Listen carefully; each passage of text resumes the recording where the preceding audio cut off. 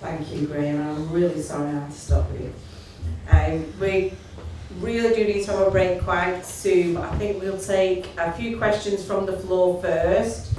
My name's Jeff. I'd just like to thank the panel for very interesting contributions. As one of the organisers of the Battle of Ideas Festival in London, I very much agree with Graham's sentiment that it's these kind of informal, well, this is a more formal meeting, informal discussions or whatever, which are important, where ordinary people can get together and begin to challenge the existing narrative that exists. I think the panelists gave a very good explanation of much which is going on. But I would just say in relation to the flags, I'm not somebody who's that, a flag is a flag. It's a piece of cloth with a design on it. But when people go around, put flags up because they identify with it, quite rightly, it's a national flag or English flag or whatever it is, and the media, everyone else is sneering at you saying, oh, look at these people doing this thing, why are they doing that? That's terrible. It's all right at a football match, but when you go and do it in your own area, that's a really kind of vulgar, kind of low status thing to do. Not surprisingly, people react quite understandably against that.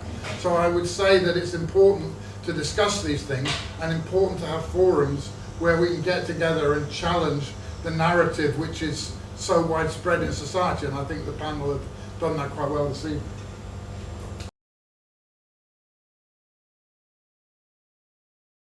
If you're patriotic, right, if you care about Britain, right, if you're a nationalist with a small n, right, then what you've got to do is you have to know who the enemy is, right? Winston Churchill knew who the enemy was. Today, we've got to try and ascertain who the enemy is. I think we're surrounded by enemies, surrounded by them.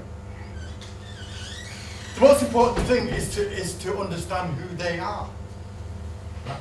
I've got four that immediately spring to mind. Right? Radical Islam, the far left, globalism, okay, and I'm going to say this guardedly, the far right.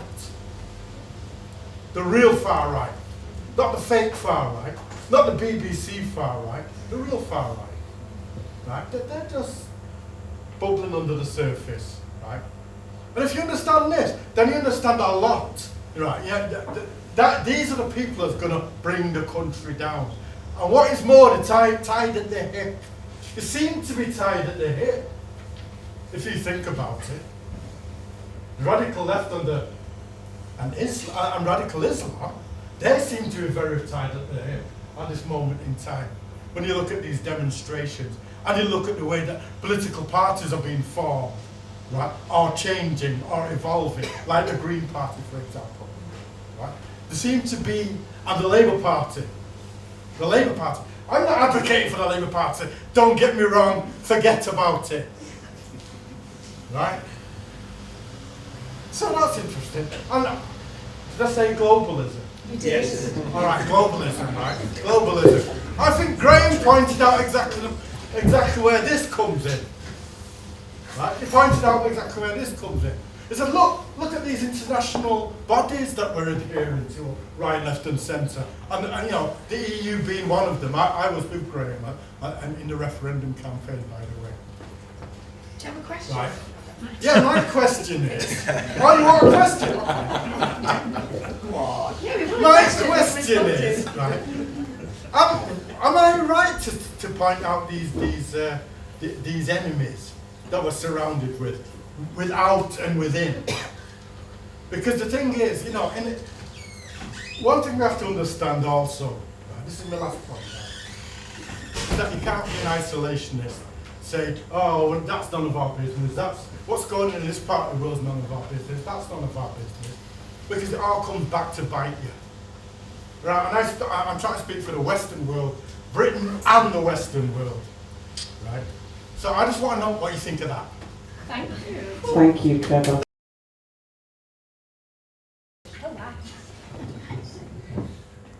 right, no, Mike.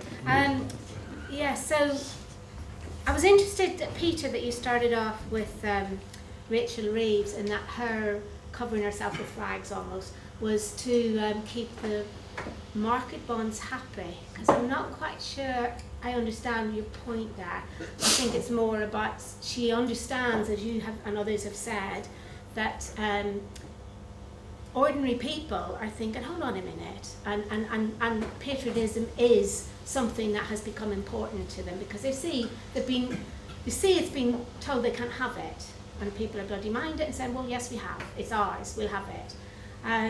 So it's a bit of a quibble there, but I totally agree with you and virtually everything else you said, and that what we need is to realise that we've got to do it, that the so-called elite, the ruling class, their interest is no longer, even if they pretend it is, in the nation state. For them, the nation state is an obstacle because it's a way in which people can have their say.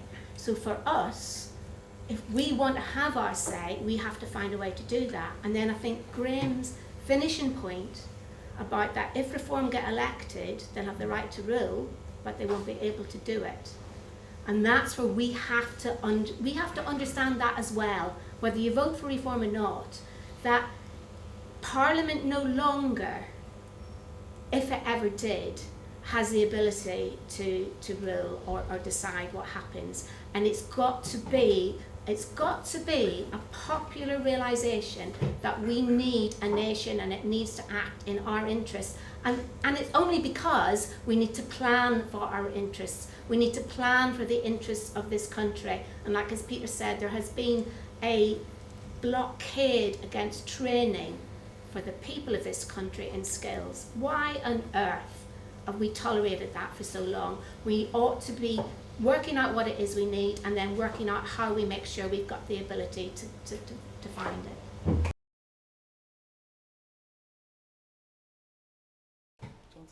Oh yeah, I'll go first. Tallulah's going to go first.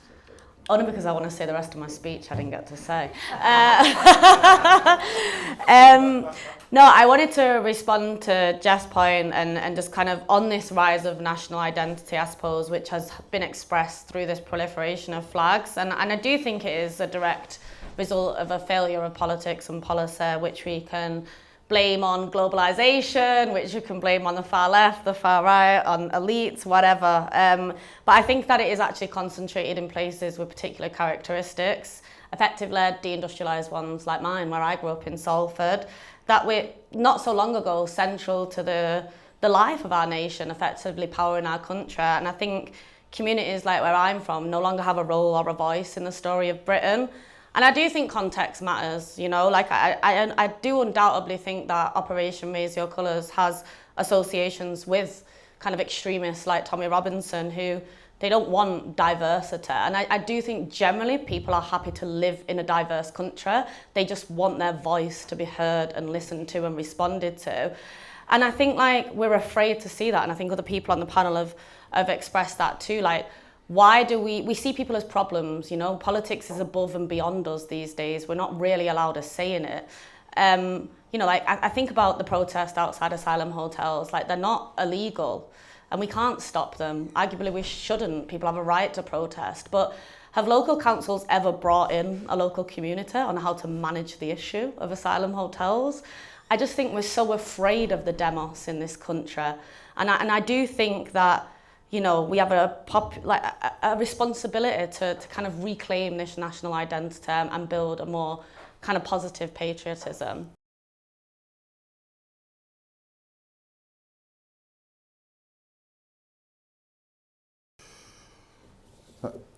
Each time somebody speaks, you feel like writing a thesis on what they've said, because they're all important points.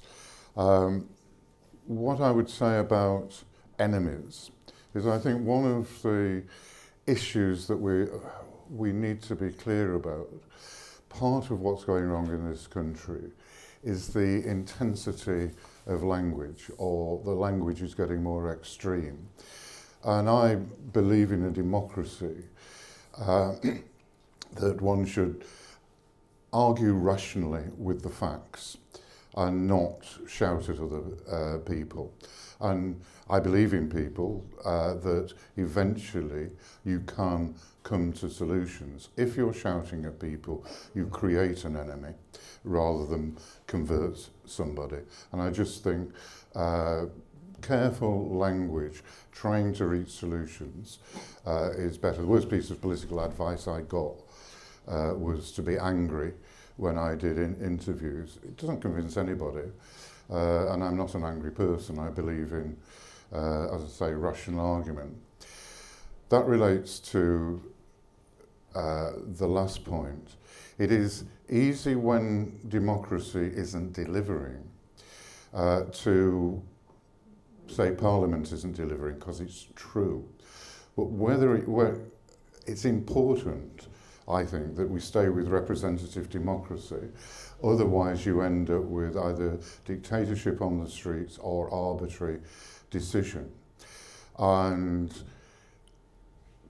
there is no perfect democracy that will deliver for everybody's different aspirations. That's just simply impossible. It's like Barack Obama said when he was elected.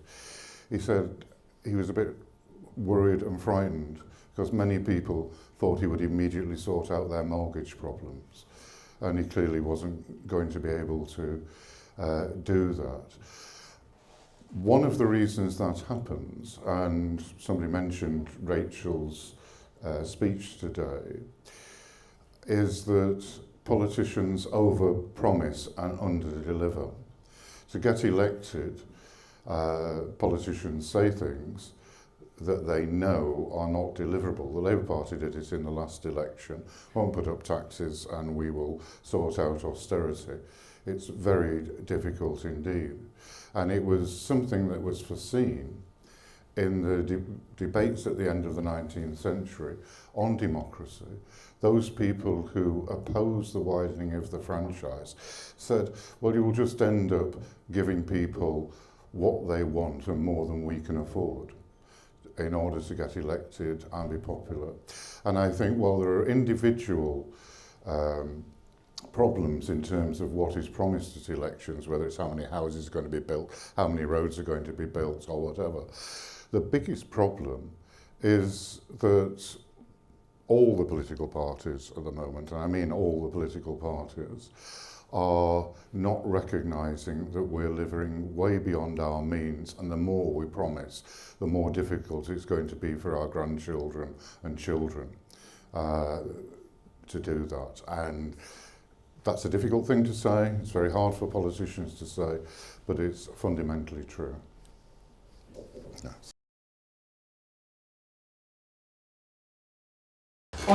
On our enemies, I just want to agree with something Graham just said and maybe say a little bit more. I think the language of enemies is kind of dangerous. I don't mean that because I don't think we have any. I think the nation does have enemies, but I do think it's not the way to solve the problem. I just want to read you something from a guy who posts on X. He's Australian, as it happens, but Christopher Lash's Angry Ghost is the name of the account. He said this: few things are more disastrous for ordinary people than being administered by a self-consciously repentant managerial elite who are learning about their own privilege and just want to prove to the world what good people they are. And that is the people who rule us. That's the people who rule us. It's not, so that's your enemy, but it's such a weird, it's just not the right way of thinking about them. And I think that what it misses is the point that I was trying to get to at the end, which is, and actually, if we think about the problem of the nation and how we build it, we're the problem, in fact. We're the problem because at the centre, a ruling class which looks to go to somewhere else, to NATO or to the European Union to make its decisions, that hides behind the decisions of judges or quangos, that a group of politicians is always trying to outsource the decision making. These are people who have no authority. And the central problem of the state is there is no authority at the centre. There is bureaucratic power to arrest people at airports and do all the rest of it, but there is no political authority. They know we don't trust them, they don't trust us. And that is a problem that we have to solve. And I think they are our problem, but if we construct them as enemies, we're missing the responsibility. They're not going to solve the problem, precisely because they are this managerial elite who've just discovered their privilege and want us to believe they're good people who do the right thing. And that's why they worry about global warming and they don't worry about us. So that's to that point. And it relates, and then what I was trying to say about Reeves's invocation of the national interest is that it's wheeled out in an emergency. Oh my God, I need to justify this U-turn in policy because we've got this fiscal crisis on, and the bond markets are going to screw us unless we do something, and so it's going to be a U-turn on tax cuts. Now, I'm not saying she shouldn't do the U-turn on tax cuts. That's above my pay grade. Maybe that's the right thing to do in this situation. But what's completely missing, and in the moment she says it, we know that what's completely missing is any vision of what the national interest is. That's why we're in the fiscal mess that we're in, because we have not trained our own people. We have not invested in sensible energy policy. We did invest in the Ukraine war, which rocketed our energy prices. We did lockdown, which was a total fiscal disaster amongst the many other disasters that it was. We did all of these things because they had no conception of us as a single people who had an interest, to whom they had a duty. Because we'd elected them. And so that's what I'm trying to get at, and I agree with you that we will, and I agree with Graham that Reform are going to have a big problem, and they're partly going to have a big problem because they have no talent. I don't mean to be mean, Farage is a very talented politician, but he's a populist. He can't keep people around him. How long Kruger survives, we'll see. It's a one-man band, and he needs a hell of a lot more than a one-man band if he's going to take on the civil service and the judiciary. He needs talent, he needs cadre, he needs trained people who have some capacity in statecraft, and he's not going to have them. And that's the problem we face. Lastly, on the flags, the thing, it took me a long time to come around to this. I still don't like the St Patrick's Cross because I'm against the union with Ireland, with Northern Ireland. I'm against it because I don't think it's in Britain's national interest. It ties us to the European Union, it ties us to Dublin, it ties us to the Human Rights Act and the ECHR. None of these things are in Britain's national interest, and we cannot get rid of them for as long as we try and pretend to rule in Northern Ireland. So I'm against that. Nevertheless, notwithstanding the St Patrick's Cross being in there, the great thing about the Union flag is it's not a flag of an ethnic identity. It is the flag of a multinational state, of England, Scotland and Wales. And that's the political tradition that we should hold on to. It's a political tradition. It's not an ethnic nationalist society. We never have been. The whole foundation of the state is the union of two nations. That's why the union with Scotland is important. And that secular foundation that is symbolised in that flag, and that's why I prefer it to St George's Cross. It happens. Although it wasn't my flag for many years, it's definitely my flag now. Thank you, Peter. Tallulah would like to ask a question, and then we are going to have a break. I think just to kind of pick up on this point of kind of like enemies and the crisis that we're facing in democracy, and I suppose before we all go to a drink, like what is the solution of this? That if the social contract is broken, like how can we restore it? And what's our role as citizens within this? And the question I keep asking myself is like, well, do we need compulsory voting in this country? You know, like turnout is an absolute shambles. It's 59% in the last general election, the lowest since enfranchisement. And I wonder what the solution is then. What is our role as citizens within this current crisis? Because we've seen the protests, but I also believe in representative democracy, and if we want the right representatives to serve in our interests, then do we not have a sense of civic duty as individuals and to each other to turn out and vote?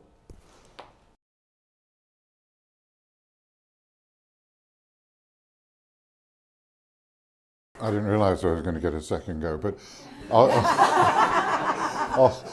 flags. Just a quick one, Graham. It will be quick. On flags and patriotism, I don't like patriotism which says my country is always right. Patriotism to me is, I live in this country, I was born in this country, I want to make it a better place to live in, not a worse place to live in. And I own that. I'm part of it. That is what it means to me. And the flag, whatever its history is, and you can make different, if you're in Scotland, if you're in Wales, some people would have a different view of it.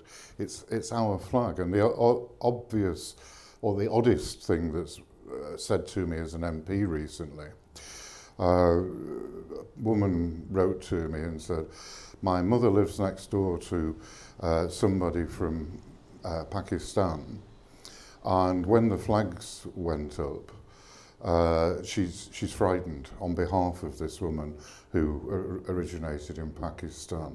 And I wrote back and said, well, at some stage she must have decided to come here because she liked the country. That's our flag. She shouldn't be frightened of it. She's not frightened of coming to the country. It's our flag, and we should not, under any circumstances, however we define the hard right, we shouldn't let any one political group use the flag as their symbol and try to alienate everybody else who might want to. Well, it's all our flags, and we need to keep repeating that.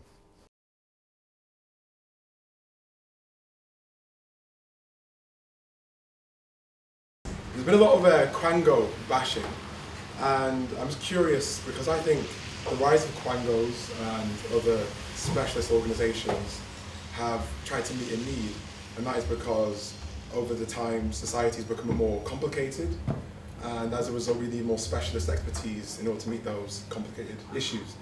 And the representative class of politicians have typically been non-specialists in various areas. And although I don't necessarily think Quangos are the best solution to the issues of a complex society, I'd be curious to get your thoughts on what you think could be the replacement for the Quango, because it doesn't seem to me that handing the power just purely back to a class of amateurs is the right solution. Trying to be brief about this. If you look at the US had to build a country out of a really diverse population. We're now in the same situation. We had a policy of multiculturalism. Clearly it's not built harmony. I think integration is the way to go. That means we need something to integrate around, and in this case symbols matter.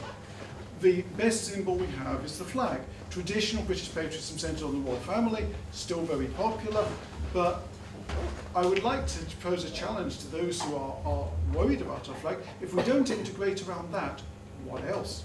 Thank you. Thanks, Phil. I'm sort of dancing around a few ideas with my question, I suppose. I think my main question would probably come from, I know we're talking about the flags and what they represent, but I've been particularly disappointed by what I've seen in the media as the response of people who are promoting these flags. I think there's a lot of violence and a lot of hatred that's being promoted behind this narrative about the flag, and you've seen it in videos when people are being targeted for what they think. I don't know, I think, do you want to say this for a second? Just what you're saying with this, but I think it's been difficult because I really do understand the meaning behind, or like the purported meaning behind the flag, like what everybody is trying to unite behind. I do feel like I understand what they're going for, but it feels sometimes like when you're actually in these situations. I've been at a Britain First rally that was here a little while ago that got quite heated when I didn't even know it was happening. I was passing through. And it was quite heated because someone saw me and had a negative reaction to me, and they weren't violent towards me in any kind of way, but they approached me in an unfriendly way when all I was doing was passing through. And I think if that's the kind of experience I'm having as a person who can quite easily, normally, from the way I look, integrate with everybody around me, and I was born and raised here, for people who look more than me like they are different from somewhere else, regardless of where they actually are from and where they've had most of their lived experience, they're going to feel really scared to go. And you talk about one of the examples of a Pakistani woman whose friend was worried about her experience when all of these flags were being raised. It's like, I fear for those people, because what are they supposed to do when they may have lived in the country all their lives, or they may not? To me it doesn't matter, but still they feel like they can't participate in any kind of patriotism because they're fearful. I was on the march. I was on the march. Excuse me, 1 second. Never. Excuse me. It's okay. Well, I was pretty close to the end anyway. But yeah. Well, I'd like to add something afterwards. I think, and I know some people have a response to the way that, well, my job, and I do work with children who've been victims of trafficking, very young children, and I've seen after these rallies and after these marches that they have been physically attacked by some of these people who are representing this flag. And I think my issue is if you love, and we're talking about loving your country rather than being proud, I think the issue is if you love your country, there shouldn't be this kind of narrative of trying to represent physical violence next to the flag. The two together, for me, I think is a really uncomfortable reinforced narrative of what we used to be and represent that flag. And I think the children that I work with have really struggled in the UK, not to their own fault, they've been trafficked for different reasons, whether it's from Sudan or from Gaza, they're really struggling. And I think this flag, I think they've been victim to a lot of violence recently, and this narrative of protecting our country and looking after our people, I don't think this is an appropriate way to move forward with that. And I know some people may disagree with me, but that's my stance on this. I often think in anecdotes, so I will try a couple of anecdotes. Just before the Berlin Wall came down, about 2 years, less than 2 years before it came down, I was in the German Democratic Republic, which I could tell you a lot about it, but I've been in many countries that have been dictatorships. The GDR was the worst country I've ever been in. But talked to the people who were running the GDR, and they said when they took over, a lot of the Nazis had come from the East. And they said we had a choice. We either sent the teachers who had promoted Nazism back into the schools, or we educated a new set of teachers. They educated a new set of teachers because they weren't prepared to let those people who had supported Hitler back into the classroom. And I tell that anecdote because there is nothing, we undervalue education in this country. There is nothing more important than education. And I think the way cultural differences are explained in schools at the present time is often divisive and not bringing people together, whether it's around a flag or around a common culture, rather than exaggerating some of the differences there are between people. And in one sense, that's the difference between multiculturalism and integration. The other side of that, in terms of integration, is persuasion. You have to go out and argue and discuss with people. In the 80s, when I was leader of Manchester City Council, we had a strong anti-discrimination policy. We were a target of the Manchester Evening News, the Sun, and virtually all the papers, because we were promoting gay rights, but primarily stopping discrimination against gays. Shouting at people and telling them it was about their rights got us nowhere. What got us a long way was when we got mothers of gay men and gay women and got them to explain what it was like for their children. It was the start of switching what is now a campaign that is well won in this country. So I think you have to think very hard, and you have to explain the experience of whatever different group it is, and help people to integrate rather than separate.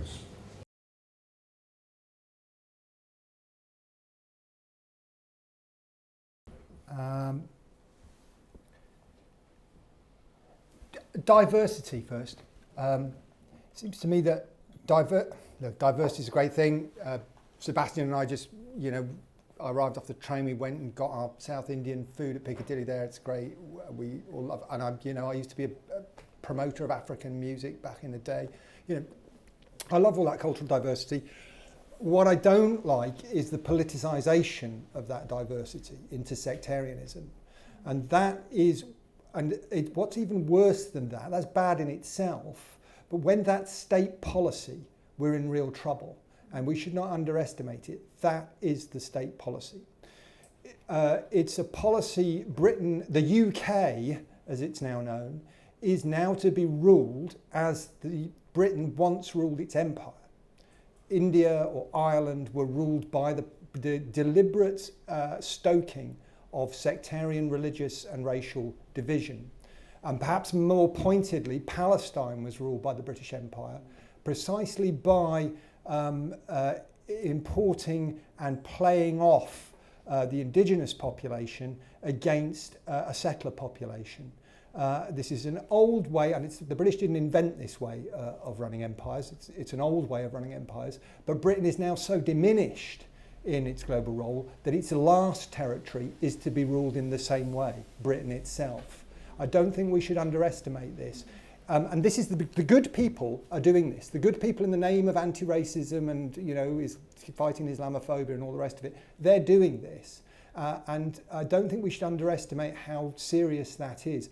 People's children are being taught that if they're white, their parents are wicked, essentially. That's what goes on in schools. People know it. Parents know this. And if you make that official, it's definitely what goes on in universities. If that's what you make into official policy, you will get the reaction you are getting. Since 2016, in the week following the referendum in 2016, it just built and built. I work in the LSE. I was the only gay in the village. Actually, it turned out there were 5 of us who were pro-Brexit in the LSE.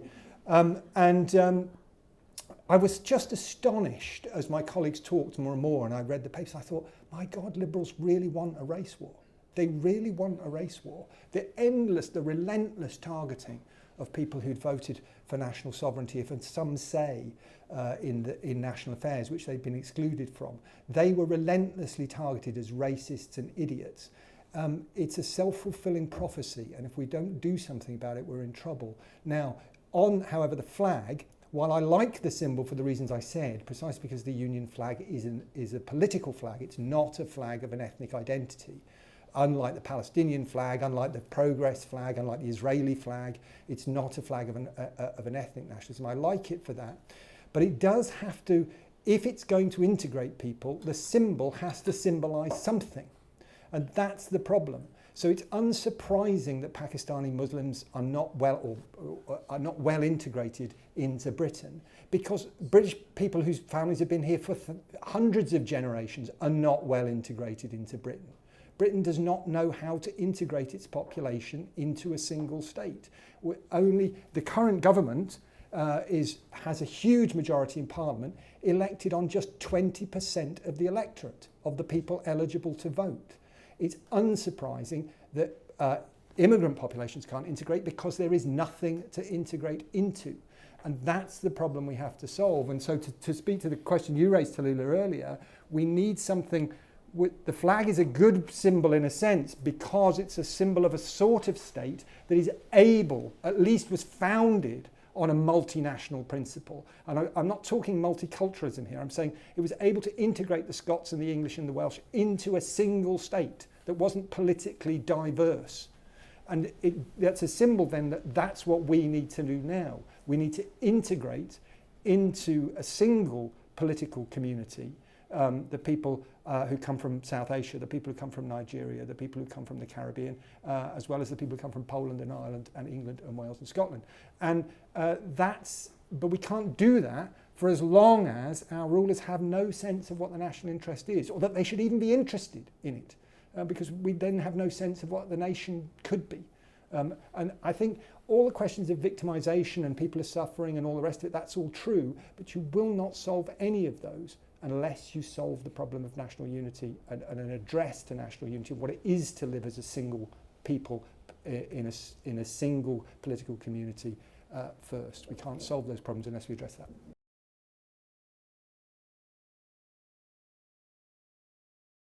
Oh, I don't know where to go. I don't know whether to go down the kind of academic or the anecdotal route. I think I'll give the anecdote first. And I do share some of the sentiments here today. I mean, I'm at University of Cuntbridge, I call it. And I remember I did my master's research on Labour heartlands in Brexit Britain, and I focused on Salford as a case study.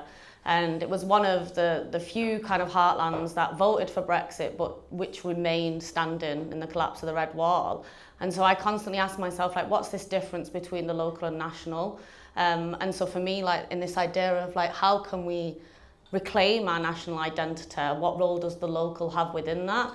But I just remember when I did a survey and I got over 450 responses, and I asked people, what does it mean to be a Salfordian to you? And, you know, a lot of the responses were that it's not this parochial idea, like you can be an honorary Salfordian, you know, as long as we have the shared values and mutual respect for each other. And that brings me back to what's our role as citizens.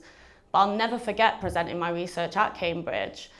And an academic said that it was inherently racist because I was focusing on the white working class. I cannot change the demographics of the city that I'm from, which is 90% white. And I also felt like, why am I not allowed to, you know, there's people at my uni doing decolonisation, there's people doing gender identity, like why can I not, as a white working class woman, speak and represent my people too, like, you know? So I think that there is a lot of issues there. And I think to kind of bring the point of Brexit in, I was 19 when I worked for a Labour MP, and I'll never forget going around the streets of Little Hulton, and Jeremy Corbyn came, and I just remember like people going around in the cars like booing him and being told to knock on a door and tell people to vote Remain or risk economic Armageddon, when I know firsthand that these people had experienced austerity for, you know, over a decade. Like the fear of economic insecurity didn't resonate with them. They were already experiencing that, and it brought me to this question of, and that's why I researched it, was, well, what are the freedoms of the European Union? And I came down to that, it's only freedoms of capitalism, you know? And I learned that it was crazy to me. I think it was in 2008 we had new members join the EU, and existing member states could halt freedom of movement, and France and Germany did, and we had a Labour government at the time, and they decided not to. You know, so in France and Germany, they worked with the trade unions to mandate in law that Indigenous workers could not be undercut, they could not be undervalued by an imported labour. But we allowed that in this country. And so I do think there is an issue that we really do need to address. And I do resonate with a lot of people who voted for Brexit, because people wanted a say in how things were run, you know. But it goes back to this point that I had before, like, well, what is our role? You know, if we came through in the referendum, why are we not coming through in elections? Why are we not choosing to vote? And I look to Australia, where compulsory voting has been in since 1922. And employers are legally required to give their staff the day off work. You know, they have barbecues outside the polling stations, and all the money raised goes to local schools and community groups. And you're not compelled to vote. You can to vote the candidates on offer. You can spoil your ballot, but it's this sense of civic duty. And that's what I'm like, well, we have a responsibility on our part as well. I don't think we can just forever blame the politicians. I think we as a people have a duty as well.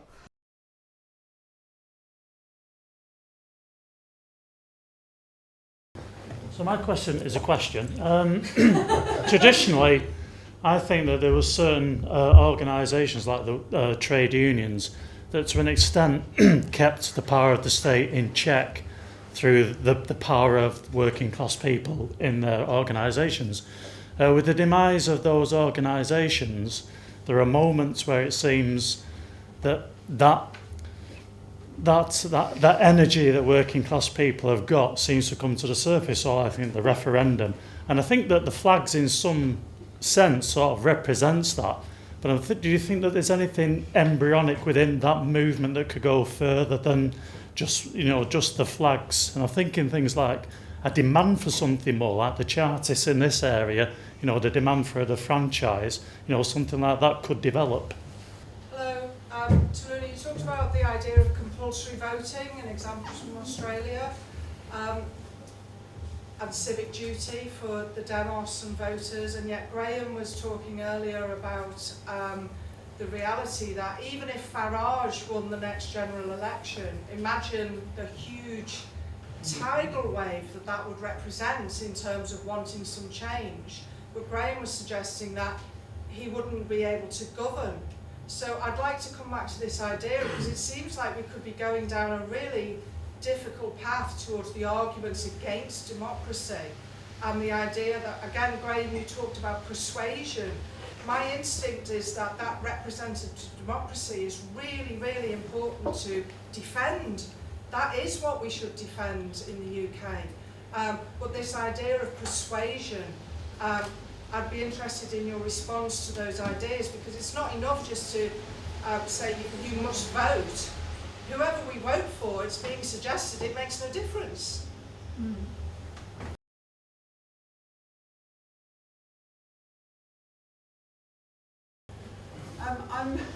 I've been thinking about a lot of these. I thought all of the contributions were really useful and interesting. I was thinking about the flag and how it's a symbol, but what is it a symbol of? Because our signs and symbols seem to have become completely unmoored from any kind of solid ground or any kind of real meaning that is commonly held. So, you know, it's not just in the UK the kind of performativity of politics, where politicians, you know, they signal to the voters that they are of your group. You know, so Rachel Reeves kind of being the patriot, well, we know that she's not really, and you know, Mandami in New York cosplaying as a you know, down in the ground socialist, and there's all this kind of things where everyone's waving the flag for their team. But I think at root, the reason that they can do that is because we aren't a nation, and the flag is a symbol of the nation, and so it's not. It can have any meanings. It can be kind of used for any purpose, and it can be taken and co-opted by the far right, you know, for violent purposes or whatever it is, or it can be used to signal a class war. So I remember this little girl who went to school in a Union Jack dress and tried to say something about where she was from Britain, and you know, she wasn't allowed to speak. And so it's almost like if you kind of represent that flag, we try to use that flag as your symbol, then you can be put with the far right, or you're kind of branded as that, and it becomes a class war, because it's always working class people who get targeted, in the same way as if you admitted that you voted Brexit, then you are the ignorant racist and all of that. So the one issue that I was thinking about recently, and which I'm sure we all are, is this kind of random violence that is happening against ordinary people, in public spaces, on trains recently or wherever. And the reaction to it is always, oh, you know, who did it? Are they one of us, or are they one of them? You know, and that will kind of determine how we respond to it. And people seem to want every act of violence to serve up the kind of people that they want to hate, which is often immigrants, right? So I suppose, you know, there is too much hate, and I agree with Pete's point about we need more love, right, rather than hate. There's too much hate around. So how could we make a case as a nation against massive, this is my question, how can we make a case as a nation against mass immigration without being xenophobic or targeting immigrants?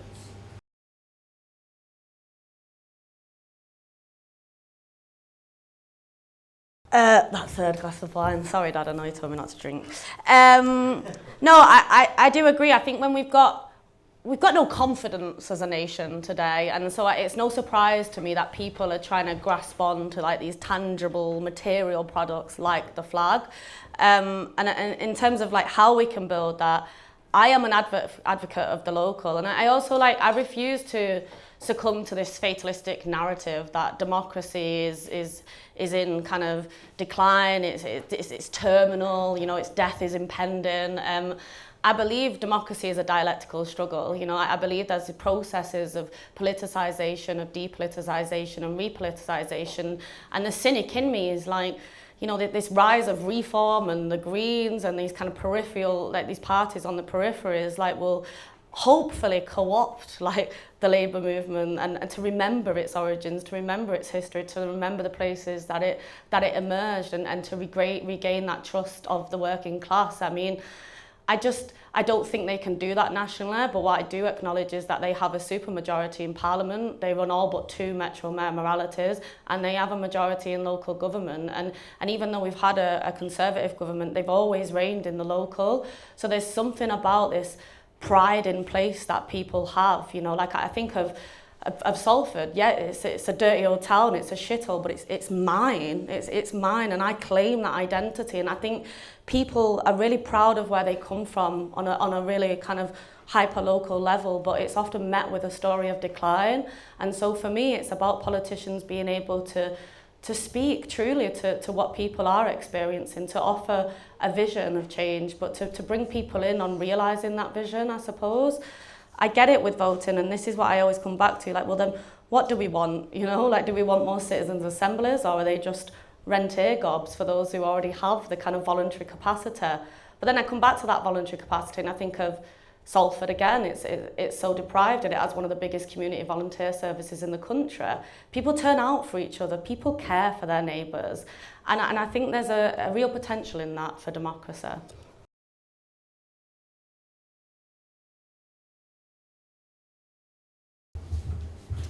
Don't know quite where to begin with all those behaviour.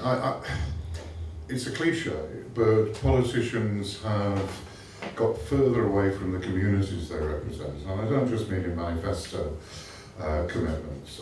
Again, an example. When Harold Wilson finished his first period as Prime Minister, he went away and he wrote a book, not widely read, I don't think, called The Governance of Britain.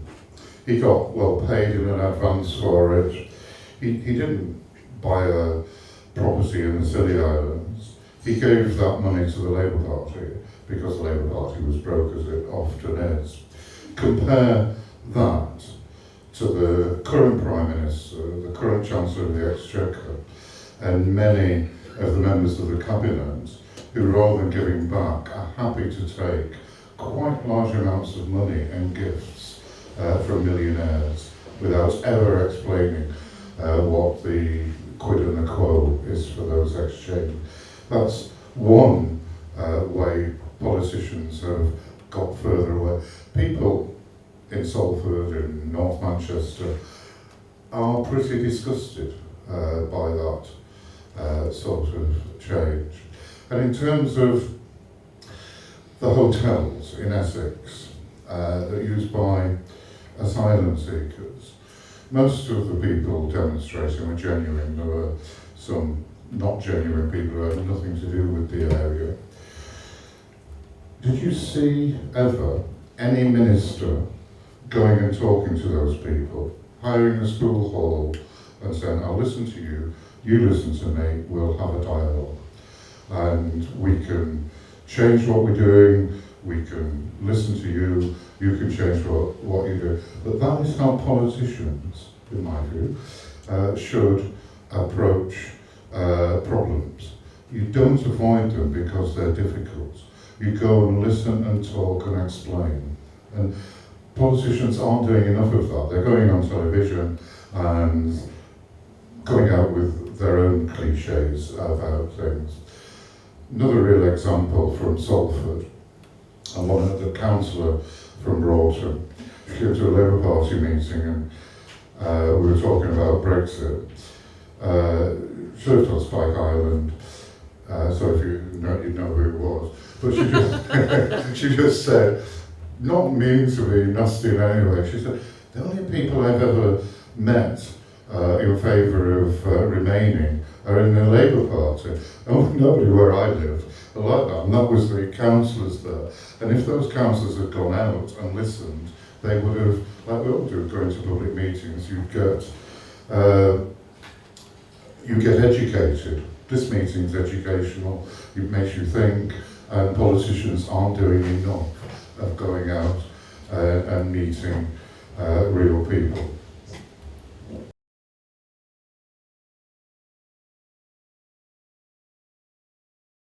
Once more on the flag, briefly, I like the Union flag for the reasons I've said, but the more important point is the point that you raise is the missing substance. The missing substance behind the symbol is much, much more important. I mean, that's, you know, and the weakness, and why I don't think that the understandable spontaneous reaction this summer, and I think it was the Union Jack dress that triggered it, if I remember rightly, that triggered the raise the colours things. I think that's an understandable cultural reaction, but for the reasons I suggested earlier, pride isn't quite enough. Hopefully it lowers the barriers to people thinking about the problem of the nation. The fact that working class communities, and it is working class communities that have done it, have gone out and said, no, if you can have the Palestinian flag, we can have our flag. I think that does lower the barrier to people thinking about it. But, and I don't get me wrong here, because I said to you all earlier, you need to get in the arena as well, and I think that's true, and I think everybody needs to get in the arena. But just briefly to go to your Quango question, which we haven't addressed, the problem with the Quangos is lack of accountability. It's not the fact that experts are involved in making the decisions, it's that the experts or the bureaucrats are not disciplined by the democratic process.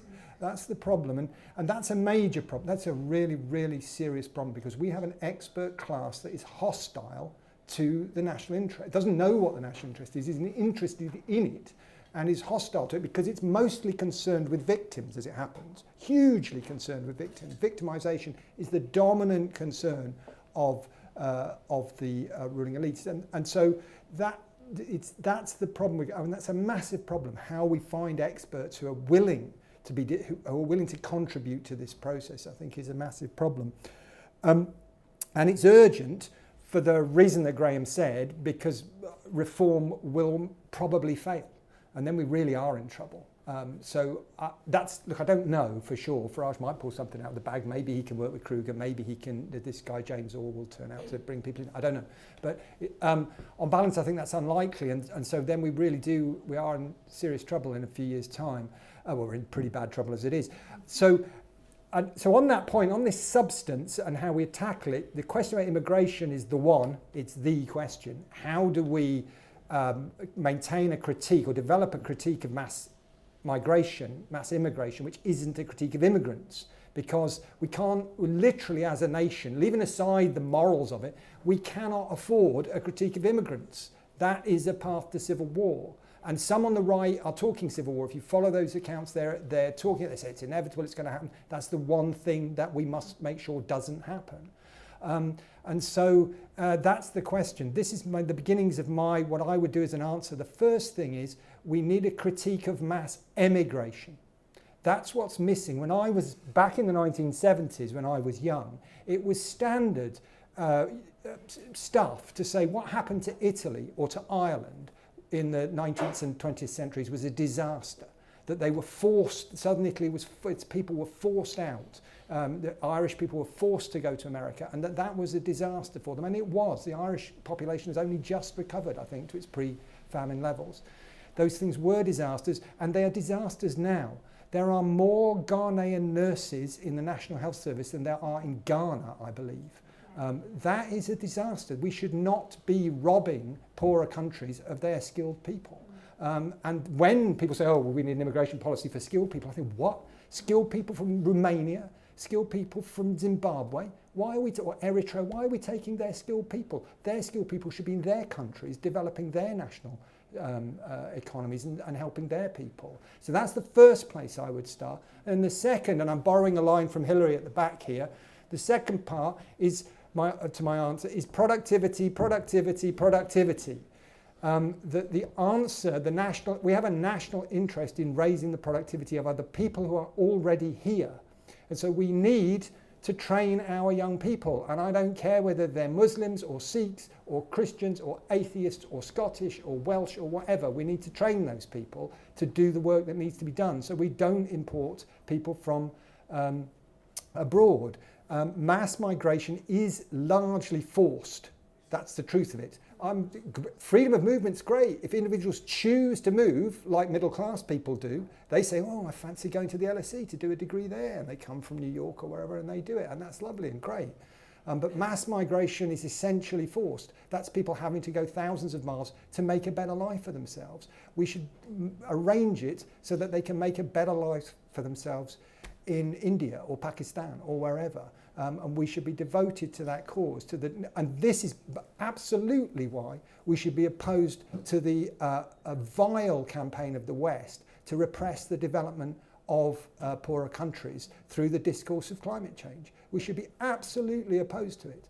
The only way you can deal with these problems is by development of those countries. Why are we, it's a typical boomer crap, but it's like the property market. Pull up the ladder behind us. We did very well. Oh, climate change, but you can't have it. So if you want a critique of mass migration, which isn't a critique of immigrants, those are some of the questions I'd be emphasising.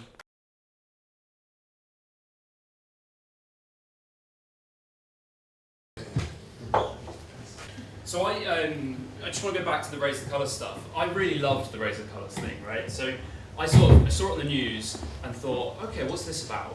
But then when you see it in real life, and I just saw all of the bridges adorned with the Union flag, I was like, that's really cool, I really like that, just on an emotive level.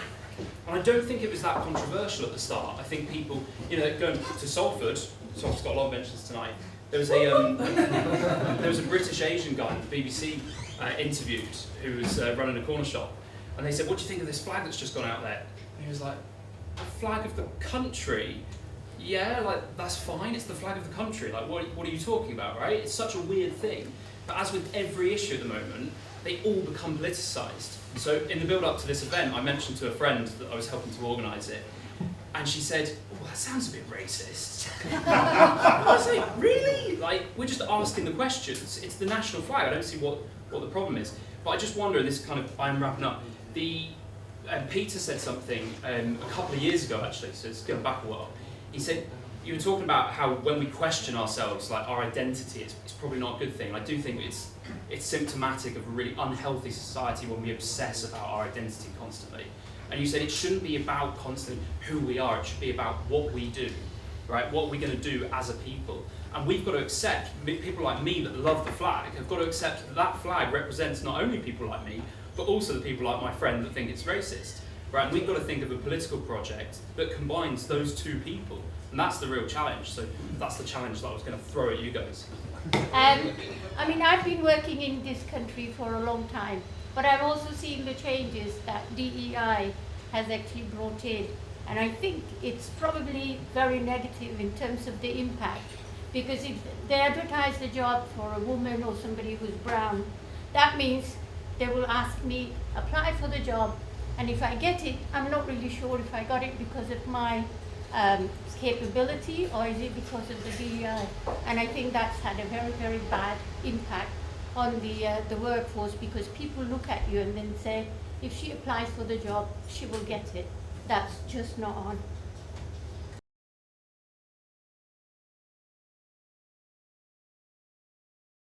Graham, you came to speak to us at Politics in Pubs, must have been about, 4 or 5 months ago.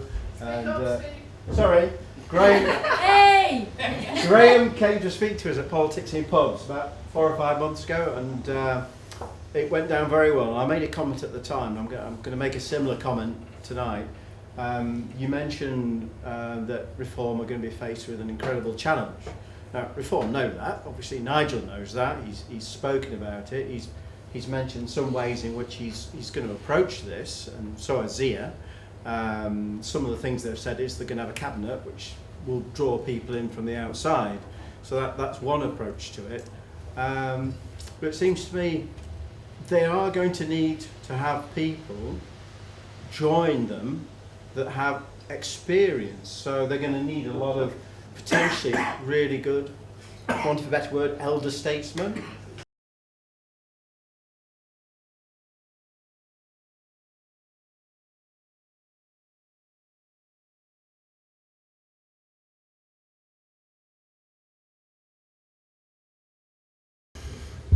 That's like asking a United supporter, which I am, to go and help Manchester City out. I've been in the Labour Party all my life. I probably know its failures and some of its strengths better than most people in this room. When I became leader of the council, I'd been thrown out of the Labour Party for life at the time. So I know what the problems are, but I don't really respect, this is the opposite of what I was saying before about persuading people. I do believe in persuading people, but I find when people have stood for election with one particular colour on their rosette and go and join a party with a different colour on there as theirs. I don't really respect that. It's a different situation for elected representatives. So no, I won't be doing that. But I do think on the issue, I think there is a real advantage for us, for everybody, for democracy, in discussing the problems Reform might have if they win the election. Because they are in an extreme form that Labour governments, Conservative governments sometimes, it's more difficult if you're coming from the left, have when they form a government. It's like the second Labour government who went on gold standard, and then they asked when they were left office and they had a disastrous election results, and they were told that they could have done different things about the gold standard and other things, and said nobody told us that. So now is the time to think about those things and have the debate about it, because it does expose the basic failings of our democracy and the state. So it's better to talk about it than, well, I don't want a reform government. Some people do and they're entitled to vote for it. But it is better if that's faced now, because a failure of a reform government, if they got in with a large popular mandate, that really would lead to difficulties. Peter, we'll save the best till last. I feel like I'm going to... on the DEI, I find it really fascinating because I also, personally, feel like I've benefited from like widening participation agendas. I truly don't believe I would be on a scholarship without them. But I remember when I worked at a think tank in Manchester, and we did a research project on economic inactivity in Leeds amongst women. And I'll never forget going to this meeting, and it was at the time when BAME had just been thrown out, that we were told it wasn't the right word. And I remember doing a focus group with a group of black women, and they said they absolutely hated the term because why should they be lumped with Asian people? They have different interests, they have different values. And I think of my dad as well, who's sat in the audience of the LGBTQ+I agenda, whatever it is. And you know, like my dad's like, well, why as a gay man am I put with trans people? Because these things are vastly different. And I think that's the issue for me of identity politics. It celebrates diversity, but it demands conformity. And so I do dispute that. And I think kind of on reform, I just challenge this idea that it's something different, something new. How many Conservative MPs have crossed the floor to it now? Is it 21, 22? It's just a rebrand of people who want to be in power. It's not this, you know, and the voters of reform are ex-Conservative voters. They are having it is true actually. Yes, it is. I got some data on it. They've come second in a lot of Labour constituencies, but they've not made those inroads like they have in former Conservative ones. And so for me, they don't represent working class people. And I don't think Farage will, you know, it's just elite circulation theory. It's just trying to appeal to the masses in order to get power. It doesn't truly serve us. So yeah, I'm kind of with Graham. Like I believe in the history of the Labour Party, and I believe that we have to remember that, and that's what speaks to working class people for me. Well, needs to, at least.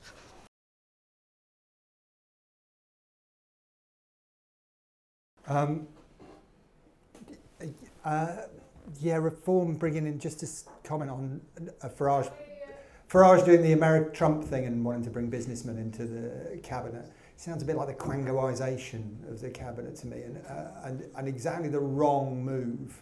One of the advantages, I think, in the political culture that we have in confronting the problem of the nation, of nation building, which we have, is one of the advantages is that Thatcherism is finished. I think that's a real advantage, and it's true that reform may represent its last gasp, and I think this kind of trick of businessmen could solve the problem. I think that may be part of that, but in other respects, I think they probably know that it's finished. And the way we know it's finished, just to be clear, is that what came out of I'm plugging the book here because it's in the book, but it does fit. Is that we now can see after 5 years after Brexit, where are the Brexiteers? I mean, you know, leaving Graham out here, the Tory Brexiteers. No, yes, and indeed me. But hear me out. What I mean is, where are the Tory Brexiteers? Where are they? Where's Jacob Rees-Mogg, or I can't even remember, Fox, or any of these people? They're all nowhere. Because their free trade, Thatcherite fantasy Brexit amounted to nothing. I mean, they did the trade deals, but it was no kind of national programme. They never had a national programme. That's why it ended up with the Boris wave, in fact, against what a lot of people who voted for Brexit wanted. Brexit was a movement of people who wanted the state to intervene to make their lives better, led by Thatcherites who'd done everything they could to make that more difficult in the previous 30 years. That was its paradox. Now, the good thing is that 5 years on, those Thatcherites are finished. They have no influence whatsoever. Now, I'm not saying the Tory party still is basically worships the woman, and no doubt so does Farage in his heart of hearts, and Tice and all the rest of them. But somehow it's not an option. It doesn't, it's over. And the wiser people around him know that. I think Kruger and people like that, they know this. So that's a good, that's a positive thing, notwithstanding that I agree strongly with Graham that if they fail, we're in real difficulty, and so that's something we should pay careful attention to. I don't want them to fail, but I think that's strong. Lastly, how do we make the flag represent your friend Sebastian, who thinks we're all racists? And I think that's exactly the right question, because it needs to. And if the project of of the nation and of nation building is seen and understood as a project of the right, it will fail, because it'll become a project of the right instead of a project of nation building. It will fail. It has to involve people who vaguely identify with the left, who come as well. It has to involve the nation. And so that question is exactly the right question. And my answer to it is this. It is the politics of national interest that will lead us there. The national interest is not something that you can go into a filing cabinet in Whitehall and pick it out. It's an old folder and you can, there's the national interest.